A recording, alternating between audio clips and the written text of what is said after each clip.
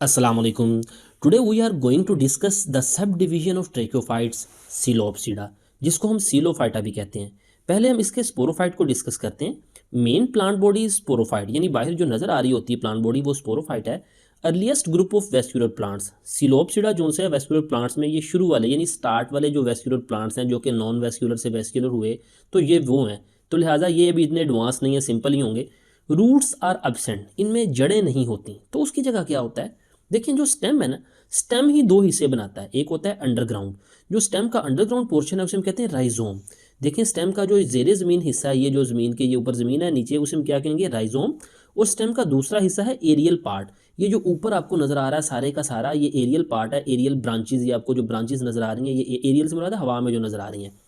Both are dichotomously branched, यानी stem भी और राइजोम भी ये डाइकोटोमस होता है। डाइकोटोमस से मुराद है दो शाखा। देखें ये स्टेम है ना, आगे जाके इसकी दो शाखें हो रही हैं, एक ये और एक ये आगे जाएगा, ये मजीद दो शाखों में तकसीम होगा, ये हर शाख मजीद दो में, ये शाख मजीद दो में, तो इसे हम कहते हैं डाइकोटोमस।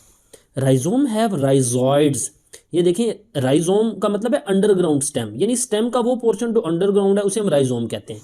अब राइजोम के ऊपर बालनुमा साख्तें होती हैं जिन्हें हम कहते हैं राइजॉइड्स। ये दरअसल सरफेस एरिया बढ़ाती हैं। राइजोम और राइजॉइड्स जो से हैं, ये इस पौधे को ज़मीन से पानी और नमकियात जज़ब करने में हेल्प करते हैं। Both perform function of root, यानी राइजोम भी और राइजॉइड्स भी ये जड़ का काम करते हैं। यानी एक तो पौधे को ज़मीन में गाड़ते हैं, एंकर करते हैं, और न्यूट्रिशन वगैरह को और वाटर को एब्जॉर्ब करते हैं। Aerial branches are green and leafless, ये जो ब्रांचेज हैं इन पे पत्ते नहीं होते, ये ग्रीन कलर की होती हैं। एंड बियर स्मॉल वेनलेस आउटग्रोथ, अलबत्ता इन पे आउट ग्रोथ होती है जो कि वेनलेस होती है। जैसा कि ये देखें, ये आउट ग्रोथ नजर आ रही है सब्ज कलर की। वेनलेस से मुराद है कि इसके अंदर जाइलम और फ्लोएम नहीं होता। तो ये जो आउट ग्रोथ है ना, यही पत्ते का काम करती है। पत्ता नहीं है लेकिन यही पत्ते का काम करती है, फोटोसिंथेसिस करती है। यानी आउट ग्रोथ क्या करती है, and carry out photosynthesis.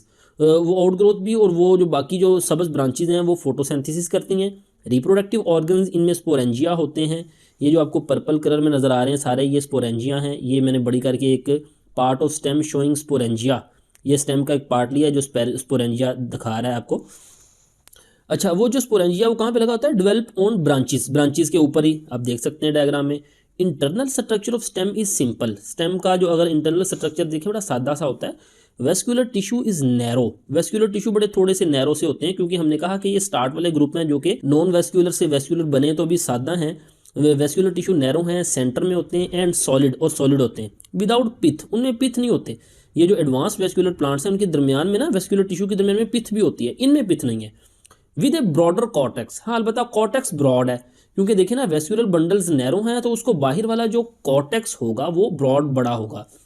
Gametophyte की बात करते हैं तो ये थैलॉइड है, यानी ये थैलस लाइक है और कलरलेस है, एंड अंडरग्राउंड और जेर ज़मीनी होता है ये भी। Its cell contain a fungus which provide food to gametophyte and in returns get protection from it. देखें ये एक सिम्बियोटिक एसोसिएशन है, इसके गैमेटोफाइट के साथ फंगस रह रहा है जो उसे खुराक दे रहा है और बदले में उसे प्रोटेक्शन ले रहा है। Such beneficial symbiotic relationship among two members is symbiosis और माइकोराइजल एसोसिएशन। तो ये फंगस और प्लांट्स के दरमियान जो एसोसिएशन है ये माइकोराइजल की किस्म में आता है। अब देखें ज़्यादातर जो सिलोप्सिडा के जेनरा हैं, ज़्यादातर जो इसकी स्पीशीज़ हैं वो एक्सटिंक्ट हो चुके हैं। क्यों? क्योंकि because these are the earliest group of vascular plants.